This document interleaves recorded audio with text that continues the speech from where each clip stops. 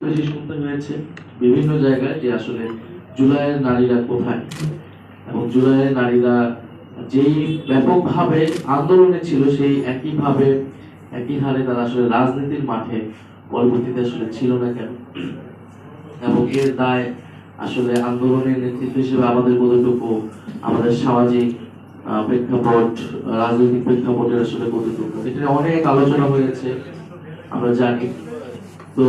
জুলাই গণ অভ্যুত্থান পরবর্তী সময়ে আমরা এটা বাস্তবতা এটাই যে আমরা আসলে আমাদের যেই বোনেরা যেই সকল মেয়েরা রাজপথে নেমে এসেছিল তাদেরকে রাজনীতিতে সবাই অংশগ্রহণ করেনি,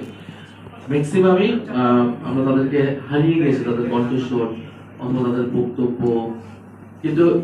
আমরা যখন সারা দেশে বিভিন্ন জায়গায় যাচ্ছি, জুলাই পদযাত্রায় গিয়েছি, তখন কিন্তু আন্দোলনকারী সে সকল বন্ধুদের সাথে আমাদের দেখা সাক্ষাৎ হয়েছে, কথা হয়েছে, এবং তাদের ভিতর কিন্তু আমরা সেই পরিবর্তনের আকাঙ্ক্ষা বা নিজেদের ভোকাল হয়ে ওঠার সেই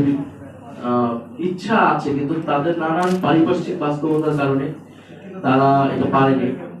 এবং এখানে আমাদের দলেরও নারী সদস্যরা আছেন, এছাড়া নাফসিন আছে, জুমা আছে, ওনাদের অভিজ্ঞতাও ওনারা শেয়ার করেছেন।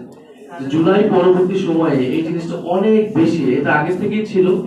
কিন্তু নারীদের প্রতি অনলাইনে যে সাইবার বুলিং এবং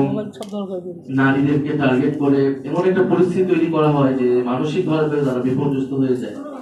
বিশেষত রাজনৈতিক ভাবে ভোকাল যে সকল মেয়েরা জুলাই থেকে উঠে এসেছে বা নানাভাবে কথা বলতেছে, কথা বলার চেষ্টা করছে বিভিন্ন ইস্যুতে, এটা দলমত নির্বিশেষে, এটা শুধু যে, কিন্তু জুলাইয়ের নারী যারা তারা তারা এটা অনেক বেশি ফেস করেছে, এবং আমাদের অনেক বৈষম্যবিরোধী ছাত্র আন্দোলনের অনেক মেয়েরা কিন্তু রাজনীতি ছাড়তে বাধ্য হয়েছে এবং